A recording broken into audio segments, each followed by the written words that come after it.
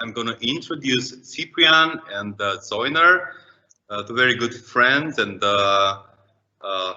features guests. Hello, Ciprian.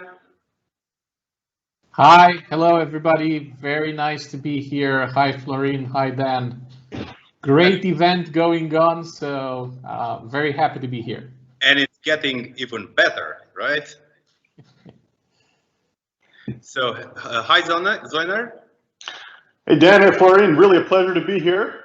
Looking forward to this chat and conversation with you and all the extended folks listening live. Thank you so much. So, data is one of the most important assets of a company if you have it in good shape.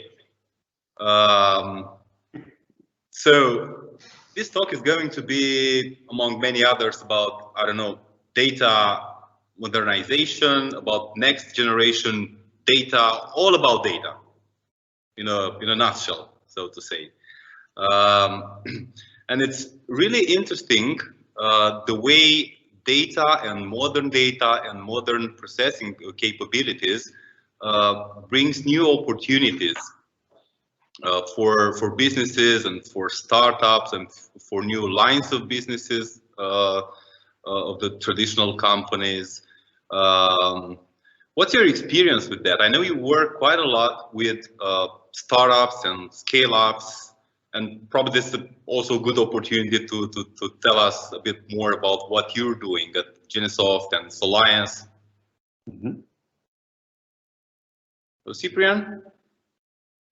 Oh, so there's a saying out there: data is the new oil, right? We're heading towards an era where having vast amounts of data combined with the capability of getting the most out of that data opens virtually endless possibilities. And if you just think about how the past decade looked in terms of all the evolutions in hardware, or the evolutions in software, in services, in data platform, and I would dare to say we're just barely scratching the surface.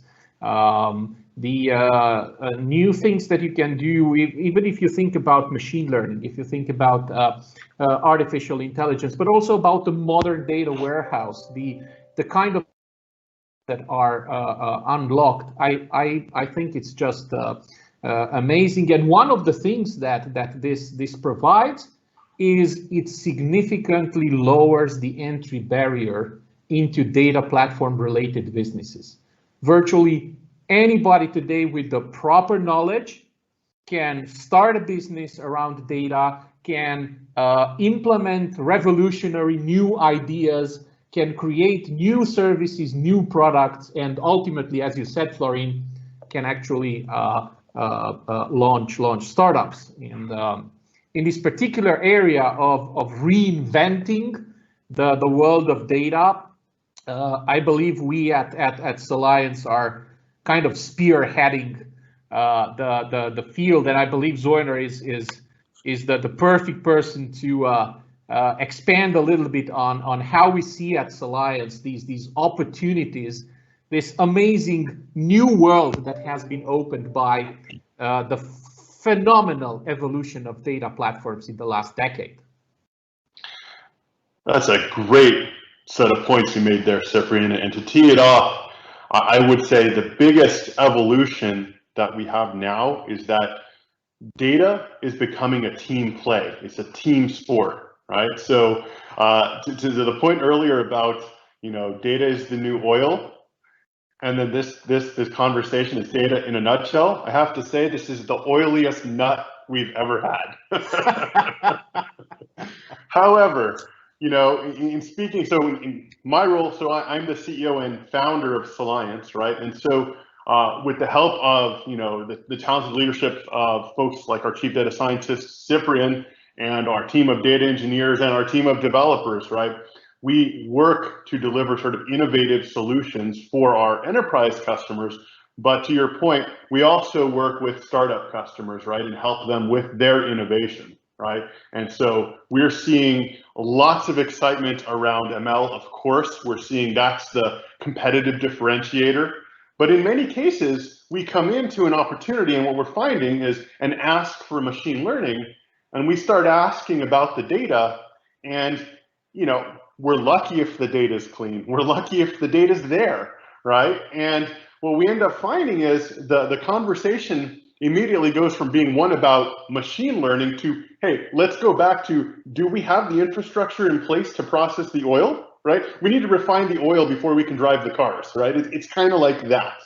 And what we're finding with our several, for instance, the startups that we're involved in, we're doing things like misinformation and disinformation detection. We're doing things that are doing recommendation engines around music. We're doing different activities around customer engagement and behavioral analytics, right? And so on. You can see in all of those, the core theme is data, right? And it's kind of like, before we get to do the innovation in those efforts, it's like no data, big problem. Go back to square one, right? So first thing. Second thing I'd say is, we're in this really awesome evolution in the industry where big data is becoming just data, right? So 10 years ago, we were thinking about big data, and it was like a big deal, and we were like, had all different flavors of big data, right? And now we just look at it as data. The important thing is that our capability to land and collect and maintain that data in perpetuity over time, to be able to do the analysis and extract the insights with machine learning that we want to get, is enabled by this infrastructure and these platforms that we can talk through, and Ciprian, you can enhance on, in terms of what we're able to do to store it, to process it, to refine it, to make it available for the longer term, advanced analytics endeavors. And to that point, Zoiner, I distinctly remember, like, if 10 years ago you were mentioning like, oh, we have 1 terabyte of data, that was like, wow, oh my God. And I think you can confirm that, Florin, as well. We are casually talking today about petabytes, exabytes, zettabytes of data, and nobody's impressed anymore, right? That's just a testament to the amazing improvements that we have in terms of both hardware and software to deal with that data. Yeah, there's a common question: how big is big data? Oh, I have to take this one, Ciprian, because again, in the spirit of the startups that we've helped advise over the years and drive their innovation and create their value, there was one company we worked on that was doing a query accelerator for Spark, right? So we'll talk about Spark in a little bit, but needless to say, just imagine it's a query engine for big data. And we were trying to understand the market of who is using big data, right? Like, and what is big data? Why are you using Spark, right? And we did a survey nationwide in the US, and when people told us they were using Spark, in the same survey, they told us that their big data was 4 terabytes. I mean, this is just for reference, this is the size of data that pretty much any relational database can handle just fine in its sleep, right? And here we are talking about big data and these highly specialized tools, when in reality people were still operating on small data. Yes, they were coming at novel ways of analyzing that data, and Spark had other benefits for the problem, but we weren't really dealing with big data yet. And I think now we're starting to realize, what big data means really is, I don't have a lid on the amount of capacity, right, of data that I can store and that I can then process later on. That is in effect where we're headed with the definition of big data. Yeah, so it's a very relative term nowadays. So. Very much so. And getting back to the innovation and maybe disruption and the startups that you're part in, or you're helping. Could you share some examples? I'm very passionate about understanding how a new line of business, a new thing comes up, and creates value. So if you could share a bit their story, I'd be happy. Yeah, so we have to be careful here because all of these startups that we're talking about are still in stealth mode, right? But from how the thing starts to where it evolves, right? Where we're at with Alliance is we do this thing that's kind of new in the industry called a venture studio, right? And it's just like if you think of the metaphor of a movie production, a movie studio, right?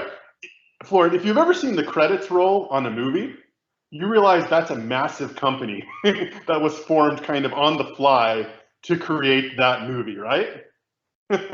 So in Alliance, we do this venture studios approach where in effect, we're providing that sort of studio on demand to help these startups drive their innovation. And so this is a combination of helping them create their business plan, create the product strategy, right? Just because we're talking about machine learning doesn't mean we throw away all the best practices that we've learned from software engineering discipline, right? The requirements gathering, the requirements clarification, the value proposition, the analysis of the market opportunity, the ROI, all of those things still matter, right? In the context of a machine learning based product, right? And so we provide kind of the sort of all-up package that gives the ability to do the venture capital, raise the funds, help them tell a great story that excites investors, but at the same time, we provide with our Alliance partner network, our special forces network of experts, right?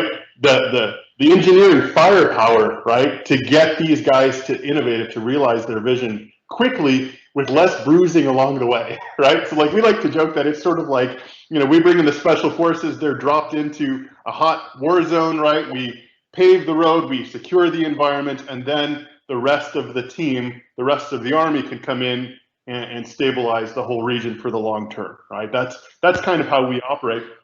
And when it comes to the innovation, again, a big part of it is really teasing out what's the most useful innovation to focus on, right? So again, with many startups, you follow this process of build and measure and learn, right? Sort of the lean startup methodology. And this methodology gets you to a place where you're having a hypothesis of what would be useful, right? So if you're doing music recommendations as an engine for data science, what are the what makes this useful for those customers, right? It's not enough to say we're building another Spotify, right? What's unique about this? What's unique about the data that you're integrating? What's unique about how that algorithm is being surfaced? And maybe what's unique about the customers, right? Who is using this recommendation? What is the impact on their business, et cetera? So those are really sort of the non-technical aspects that are kind of really important to think about when it comes to the business of innovation. And I would also say, and it's something that we have to raise, right, is in all of these engagements, the thing that ultimately come up that we start to think about and discuss with the stakeholders is we have this data, we have this vision for creating some powerful, impactful platform, but are we thinking about the consequences of this platform, right? With sort of the ability to have all of this data centralized, what are the insights that we can get? If we layer on machine learning on top of it, what are the descriptive, predictive, and prescriptive results that can surface? And then who does that harm, right? Who does it affect? Who is it a negative for, right? And so we bring to these startups also a conversation that they may not have had organically in the early days, right? They would have waited until their product was more mature, and that is just what we're seeing in the industry is what's the ethics behind what we're doing here, right? We need to think about how we're measuring performance here, not just on an accuracy basis, but also on an impact basis. So I know that's a lot to unpack, but that's kind of what goes into driving the innovation now that data is the new oil, and we have the capability to do these advanced analytic insights by combining teams of developers, data engineers, and data scientists. I think this is a brilliant way to bring value, and hopefully it's a good business model for you as well. And I'm really happy that you mentioned the ethical aspect, which is crucial nowadays with all this data unleashed everywhere, potentially uncontrolled or misused. So, and since you mentioned that you're looking at, the client has a vision, and then you get the data or access the data, look at it. Did it happen that they needed to pivot, from the initial direction or the initial product vision based on what you've discovered in the data, and maybe change their business model? Or so that's a great question. I'd say the startups we're dealing with right now are just coming out of, we've gotten them out of what you would say their angel round, and we're preparing them for their Series A round, right? Their first substantial investment. And for these guys, this is the phase where you're testing the product with the customer, right? And evaluating, can you get the customer to part with his or her money in exchange for using your product, right? And so far, none of them have had to pivot yet, right? But I do expect we will learn some drastic pivots along the way, right? And that's the nature of the lean startup methodology. It's not to be fearful of the pivot, it's to embrace the pivot. It's to have the team, most importantly, who's capable of being able to respond, right, to the changing circumstances, the aha moments that everyone got to with, hey, our data's telling us something else, or the folks we thought we would help with these insights turn out to be these folks, not those folks, right? Those kind of things do happen, and it's about having that framework, that lean startup methodology that everybody's working through to be able to deal with those reality checks as they happen. And there is another very interesting aspect that I would like to add to this one, which is one of the, let's say, #1 dangers with all this evolution of data and machine learning and AI. It becomes very, very sexy to attach AI and ML to your name, right?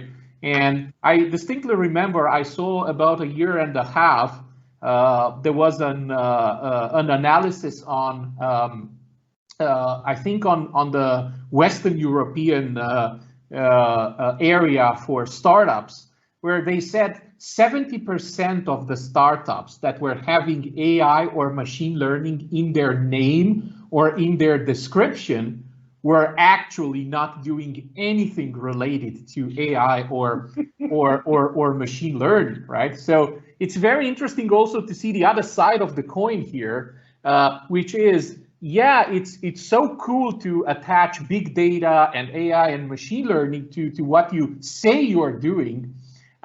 Sometimes, actually, 2 out of 3, more than 2 out of 3, it turns out you're not really doing anything in that area, and that also plays to the, let's say, the darker side of this evolution. Zoiner mentioned one aspect, which is the transparency, the fairness, the interpretability of what you do. The other one that I just wanted to point out is sheer hype, right? There's so much hype around what's happening in this area that sometimes the industry in itself and many organizations kind of lose sight of what's actually real, right? As Zoiner said, like, how big is your big data?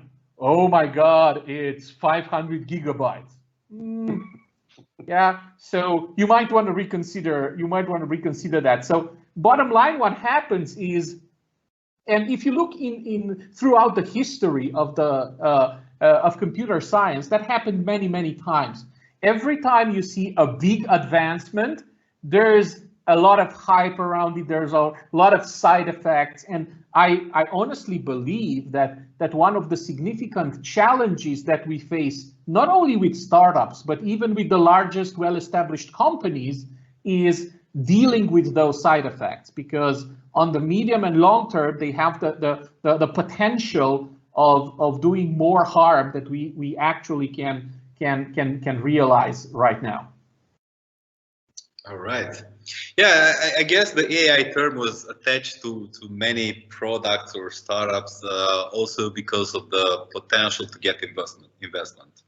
Sure. So if it's AI and blockchain, that you probably have more points.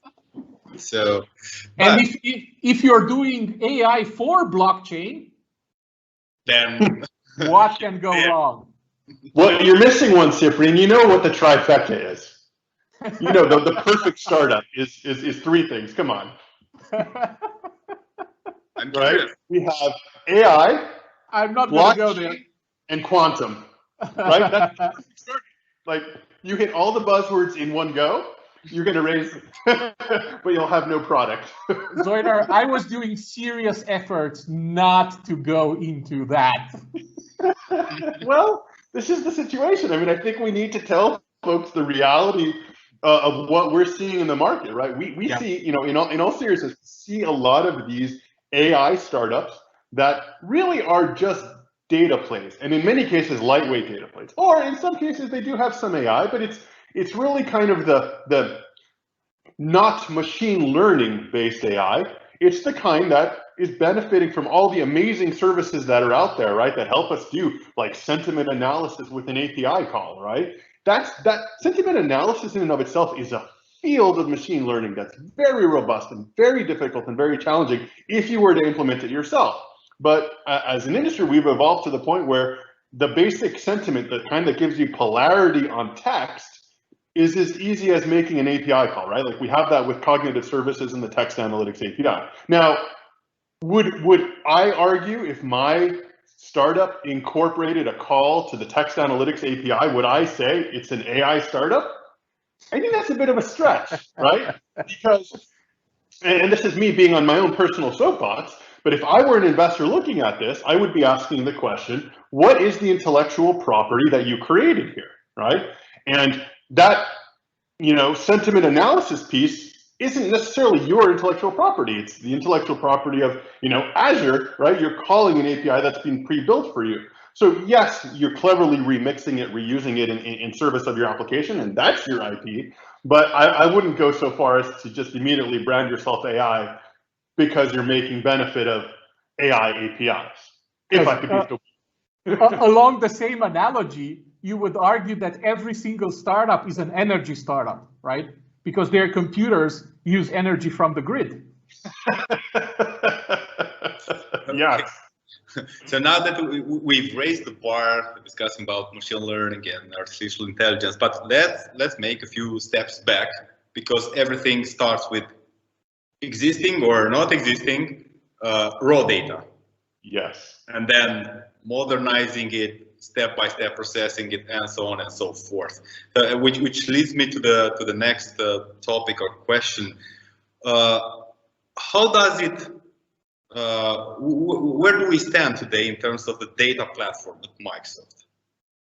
Ciprian, you want to take us through kind of the data engineering data process in the Microsoft lens? Oh, absolutely, absolutely.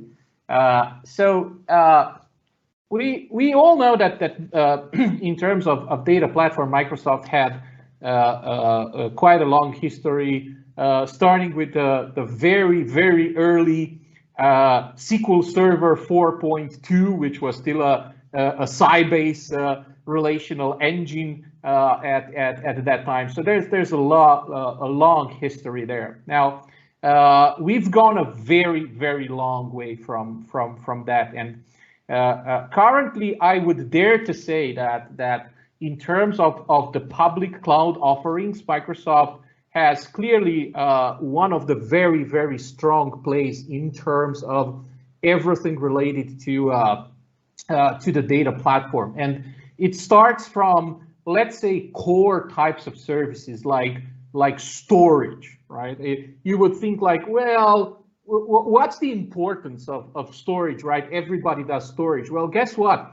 Having a super scalable, super flexible storage service, like for instance, the Data Lake Gen 2 type of storage, is really foundational for a lot of processes that happen in the organization, starting from ingesting your data, collecting your data, consolidating your data, increasing the quality of your data through repeated processes, right?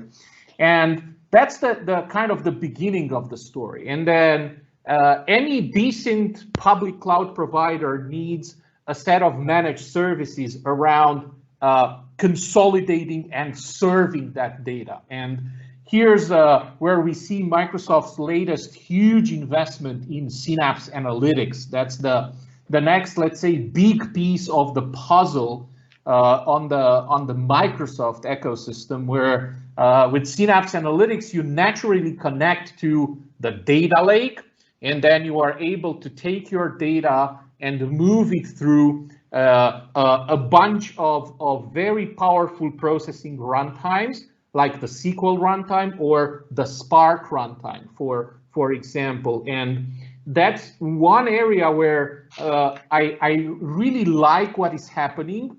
It is the kind of the first offering from Microsoft where you have the two radically different worlds, the world of SQL and the world of Spark. They are kind of put together. Microsoft already had a standalone Apache Spark platform, which is Azure Databricks, right? Which is purely geared around Spark. With Synapse Analytics, what's interesting, what happened is the two worlds are together, and you can more easily bridge the gap between the two of them.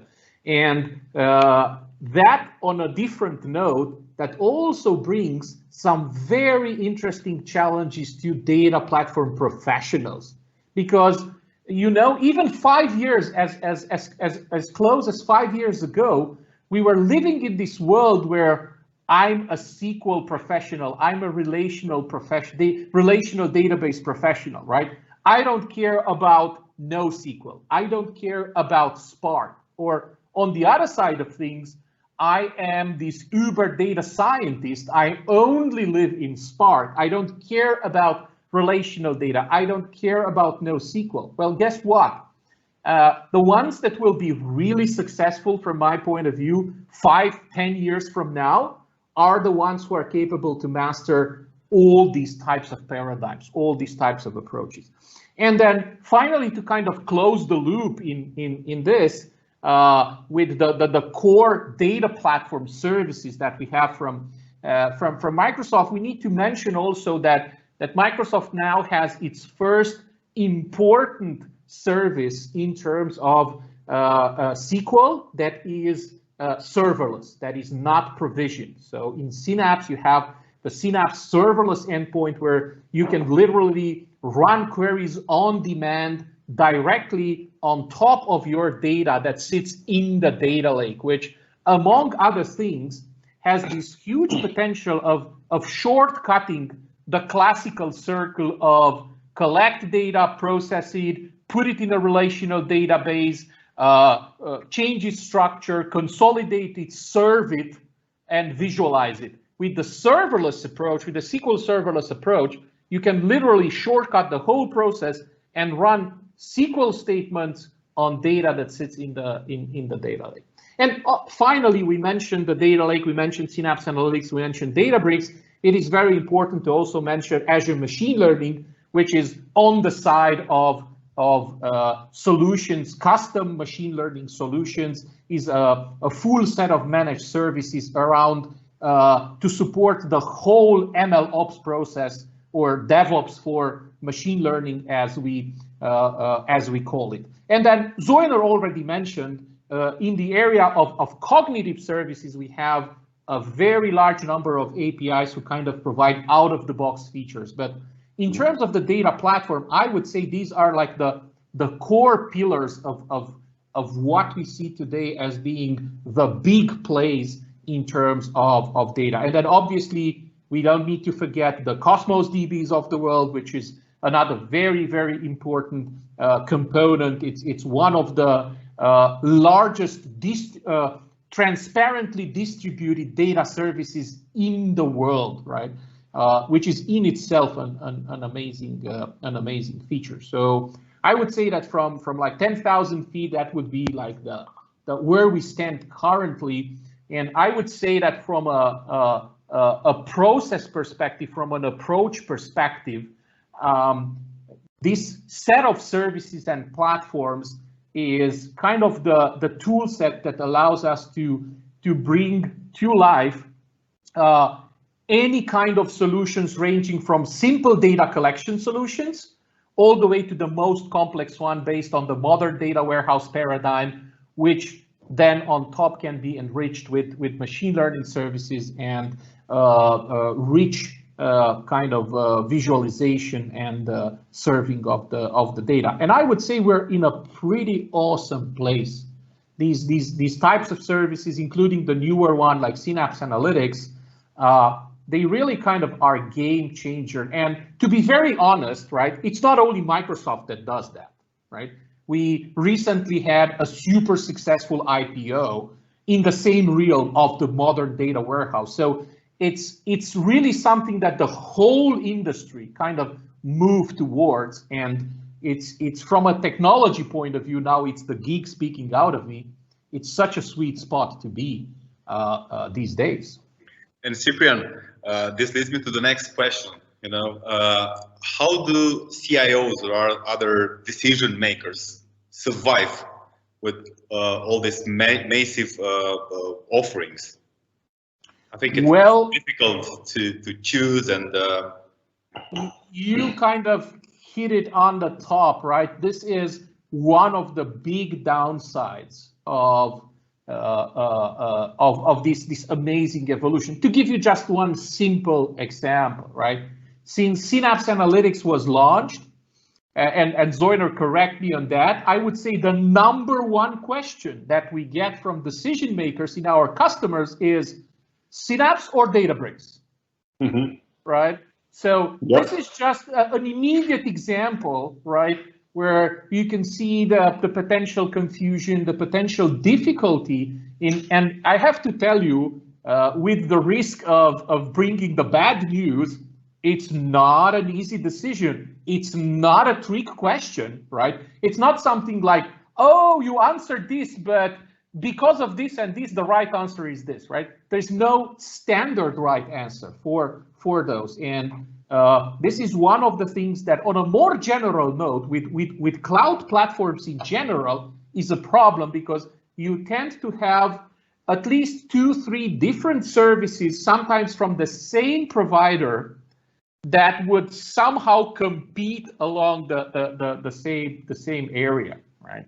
So it's not an easy one, and I think Zoiner has even more examples than I have from high-level CXO discussions about guide us in the Microsoft ecosystem, right? Yeah, and I'll build on what you said there, Ciprian, in a nutshell for maybe those CIOs whose heads are spinning in the vortex, right? I look at it as we have this rich menu of options, right? With various services that have overlapping capabilities, right? They can do the same thing. So how do you choose, right? And it's really kind of systematically evaluating them for what is the workload you're trying to do, right? If you're trying to do data engineering, well, that narrows it down, right? There's a subset of services that we're worried about for data engineering where, you know, our focus for data engineering is preparing, integrating, cleansing the data, right? So that's where we in Azure, we would explore things like Azure Databricks and its Spark capability to do the scale out processing of that.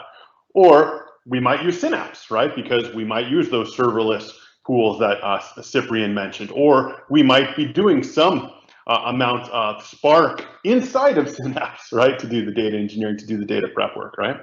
Now, on the next end of it is if we're doing data science, right? That's sort of like, well, data science has a component of data engineering. So go back to the question about data engineering, right? And evaluate what's useful to you there. We have to get prepared data, right? As we mentioned, for the machine learning models that we might be training, data sciences really needs the data to be in a good shape. And for the record, I have never run into a customer where their data was in perfect shape, ready to be used for the purpose we intended. It never happens. It always needs a good amount of data engineering. So then when you get into data science, right, it gets a little bit easier because you have Azure Machine Learning that is really the central place to do all of your model training and your model management, right? It's properly named, in my opinion. It's the best option on the menu. It's like saying, I want dessert. Okay, Azure Machine Learning is the dessert for doing the data science aspect of it. So hopefully that is sort of in a nutshell way to get oriented around the various services that we have in Azure today. Yeah, and just to make sure we're not losing perspective, Florin, on this, we're casually talking about Synapse Analytics and Databricks and Azure Machine Learning. Each in itself is a whole world, right? So each one of them is a very complex platform with a very rich set of capabilities, and that just adds to the complexity. But in the same time, to be very honest with you, is what we see as being one of the big opportunities for doing business in this space, right? I will tell you right away, understanding the details of these services, having the ability to provide this kind of advice to customer, help them understand the kind of the pros and cons, help them understand what they gain, what they lose when they take a certain decision, doubled by practical experience. There's, just to make kind of a side note there, there's nothing more I hate in the world of data and AI and machine learning than, I think you remember, Florin, what we used back in the years to call paper MCSEs, right? Yeah. Those folks who were learning from brain dumps and then were taking exams and they were having their badges like, I know this and that and that, and the list was kind of like 50 different areas, which you clearly cannot cover all of them. So I say it's very important to be doubled by practical experience. These two combined are an amazing set of opportunities for doing business in this space. And it's, as I said at the beginning, I think we're barely scratching the surface, and the amount of opportunities, the amount of business to be done in this area, specifically with the Microsoft Data Platform, I believe is going to increase significantly in the next decade. All right, so then for us, the engineers, what's the future when it comes to data? Because I think it's, I mean, the roles and the skills necessity has just been reshuffled. And now you have to, you know, well, build your own path and start learning or relearning. Or so, what are the roles of the future in the data field? So I'll tee it up and then I'll pass it over to you, Ciprian. So, you know, the world that we live in today has three key roles. We have the developers, we have the data engineers, and the data scientists. And what's interesting is data engineers are also typically developers. Data scientists have some development chops, right? They may not have been, you know, properly schooled in software development originally. They may have come at it from a statistics background and had to learn to program. But ultimately, what we're talking about are three roles that are heavily developer centric, right? For starters, right? And so your skill sets start to evolve in terms of what you need to know, right? I would say, probably without too much fear of reprimand, you know, the language du jour across all of these, right? Like, do you remember a few years ago, we were really excited about document databases that stored data in JSON format, because what that meant for us was a consolidation of the number of disparate technologies we had to juggle, right? We had the web front end that was coded in JavaScript, right? We were able to send payloads from our middle tiers in JavaScript, right, in JSON, and then we were able to store the data in the database in JSON, and then also, incidentally, we could write some queries in JavaScript, right? So that was, you know, kind of the promise, right? How much of that promise was realized? Subject for another debate for later.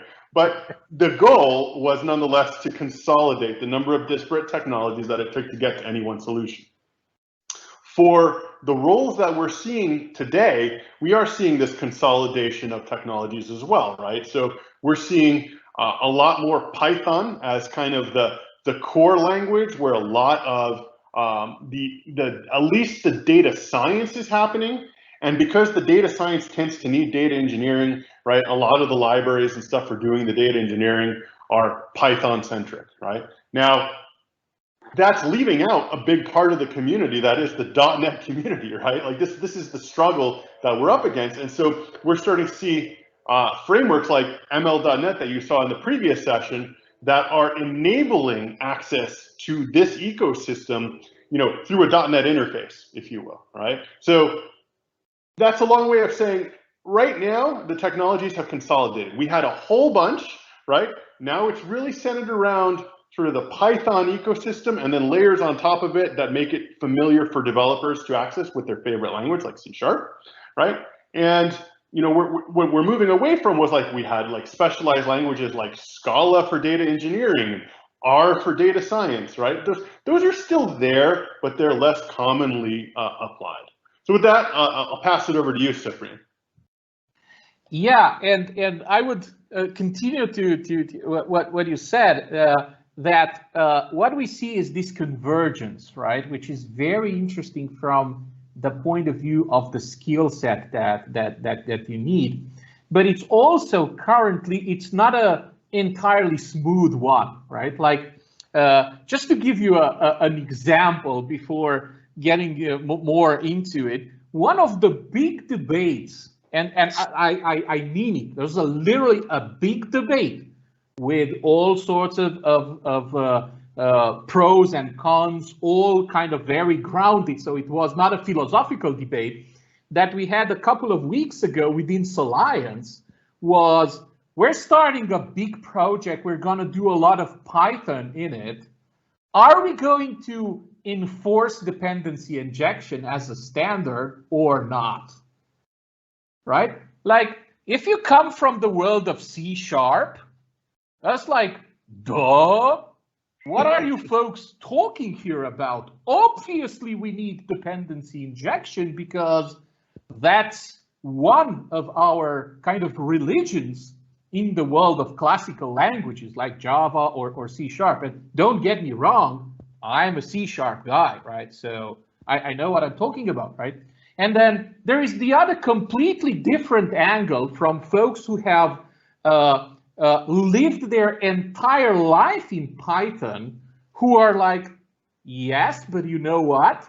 Doesn't really make too much sense to do dependency injection in Python. And if you care to do a search on the internet, you will see this debate is kind of super heated. And the reason why I'm mentioning it is because there are two things that we see here, right? So we see the traditional siloed approach that it's still valid. Like I'm a developer, I write backend APIs. I'm a DBA, I manage databases, right? I'm a data engineer, I only move data and clean it and whatever.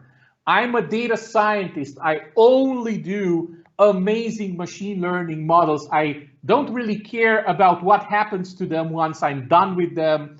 I don't really care about where does the data come from. Somebody needs to feed me data under the door, and I'm going to do that, right?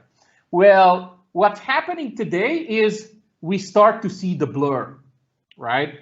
And I would dare to say this is going to continue as we move forward. All of a sudden, I'm a C# developer. I can take ML.NET and do some transfer learning with a model or train a model or whatever, right? I'm a DBA. All of a sudden, I need to write code to automate the monitoring of my Synapse Analytics environment. Because if I don't, at the end of the month, I will see that I left the SQL pool running at DW 30,000C, and all of a sudden my company has 100,000 euros bill to pay because somebody left some resource running there in the amazing available public cloud, right? So all of a sudden I realized, oh boy, I need to be efficient in PowerShell. I need to be efficient in managing ARM templates. Like I was a SQL guy. What the heck is happening to my world, right? Well, guess what? This is a brand new world, right? And then I was a developer in databases. I know SQL. I am the best guy in the world at SQL. At some point, I run into a problem and I'm like, look, I'm so proud. I solved this problem in 40 hours in SQL. And here comes a guy and says, look, this is 30 minutes of work in Spark. Same problem, same solution, right? So what I would like to kind of underline here is that we see a lot of blur in the roles. Developers starting to learn some other skills, DBA starting to learn other skills, data engineers, data scientists starting to learn other skills. And my take is that you can still be very successful doing that, but the most successful folks in the next decade will be the ones who are able to cross these gaps, right? I'm not saying you will be able to be like the top developer of the world in both C#, SQL, Spark, Python, and everything else, right? That's not possible. But you will be very successful if you at least understand some of the concepts from the other worlds. You are able to understand the dynamics of integrating different solutions and components between those two worlds. And ideally, you are actually able to provide solutions that close those gaps. Closing these gaps will be one of the big challenges of the next decade, and the most successful professionals in the world of data platforms in general will be the ones who actually have the skills and the capacity of being the most efficient in closing those gaps. It's a really interesting world that we're heading into, I have to say. And I'm super happy about it because I kind of myself, and I sure speak for Zoiner as well, we really love these kinds of challenges, right? It's not only about dealing with your own silo, but all of the sudden, you need to understand a much bigger picture, a much more complex picture. And that just makes our field so interesting and full of excitement. Yeah, I totally agree. Not to mention that from a business perspective, if you're just getting hyper specialized, and of course you're doing very well your own thing, but you need like 10 other engineers to fill the gaps, then probably it just doesn't make sense commercially speaking. So yeah, I fully agree. Yeah. Totally see where we're coming from. So, what's next? Now that we're kind of closing to to the final of the session, what's next in terms of the future of data and machine learning? And I have to give it to Ciprian. Yeah. No, you go first, my friend. I think I want to hear your quantum view of the world. Oh, did I say that again? And that was not a trap, right? So yeah. It was not a trap, but I already felt into it, right? So yeah, I get you guys. You are working behind my back on that. Yeah. So what I believe will happen is a few things. Number one, we will still see this amazing development in terms of the increase of computing power, the increase of resources, the increase of the power of the public cloud services that we have at our availability. So I really see kind of a continuation of this extremely powerful development. And then what I also see is us starting to hit some walls. We do have very significant challenges, especially in the more complex areas. One example was already mentioned here, right? Machine learning. We're going to hit a lot of road bumps in terms of understanding the impact of what we're building. And that's already a very important topic. I believe it will become even more important in the future. Fighting attacks in these more elevated areas, right? Like think about adversarial attacks, think about deep fakes, think about these things, right? From a purely mathematical point of view, these are very difficult problems to solve. So I say that we'll see more and more of that, and that yes, finally, obviously, I hope, I think that's the best way to see it, is that if we have this discussion 10 years from now, we will look back and see, oh, and then we also saw the other big thing becoming a thing, which is quantum computing, because no matter what you have today in terms of capacity, in terms of computing power to solve some of the problems, it's literally not enough. Like, think about the big problems of humankind, right? Like creating new materials. We're in this very weird situation of fighting this virus, right? We are not able to understand its chemical structure. We're not able to model it, right? And honestly, we will not have the computing power to do it unless we move into quantum computing. So that would be the next big thing. So in a nutshell, I see we continue this amazing journey of improved power, improved hardware, improved software. We will have to start to deal with the modern problems, so to speak, like the ones I mentioned in machine learning. And hopefully we will also see advances in quantum computing. So Zoiner, now back to you. Yeah, and just succinctly, I would say we're also seeing on a practical side a democratization of all these capabilities, right? When we're talking about the innovations in the data platform, it's getting easier for you to do the thing, right? Before, if you needed to process data in real time, hard problem. Now it's gotten easier, right? If you need to do scale out processing of petabytes of data, really hard problem. Now you have standards and services and architectures that just work. Same idea goes on with data science, right? Like there's frameworks that are out there that are making it easier for folks who are, not the black belts in that area, who can now start to produce black belt quality work, right? Because the community has supported this innovation now, right? So we're seeing a lot of that democratization going on across the data landscape, from data engineering into data science. All right. So really insightful.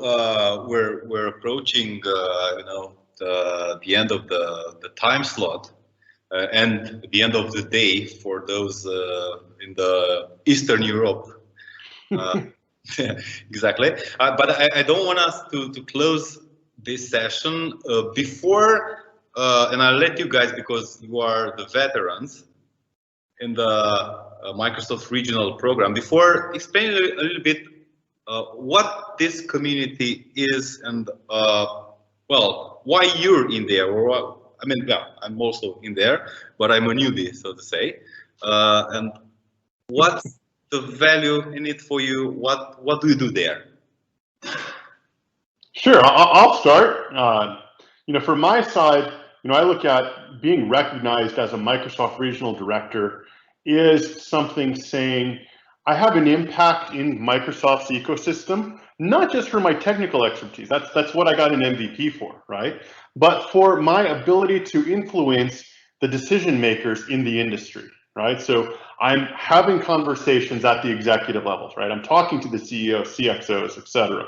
I'm also on several boards, right? I'm on advisory boards helping folks with their innovation and making their technology choices, but not just, choosing technology for technology's sake because it's the latest and greatest, but because it makes the most business sense for the customer, right? And helping them thread the needle through some of those complex decisions, right? So it's, in a nutshell, it's because of the business plus technical impact that I have on the community that, for me, is the reason I'm involved in the, and recognized as a Microsoft Regional Director. And the benefit, at the end of the day, like any community of practice, the benefit to me of the Microsoft Regional Director program are the other regional directors, right? This ecosystem that we have, we help one another. We find it, opportunities through one another. We solve problems together, right? The community itself is really, to me, the core value there. Followed by something not to be understated, the value prop of being able to talk to the leadership inside of Microsoft and have a very strong and authoritative voice that when we say something, right, the executives are listening and responding, right? And that's a very strong honor to be able to have that voice. Ciprian, your thoughts? Yeah, I would. I think the easiest way to kind of understand the Microsoft Regional Director program is to oppose it to the MVP program, right? The most valuable professional, and most of us RPs are also MVPs in several areas. So you get to be recognized as an MVP for some deep technical expertise in a certain field, right? Like for instance, AI or data platform or infrastructure or whatever, right? Think about the regional director as the type of person that kind of has the breadth of the coverage, not the depth, right? Is you will see a Microsoft Regional Director at least understanding at a very good level every single area of technology from both Microsoft and its competition, right?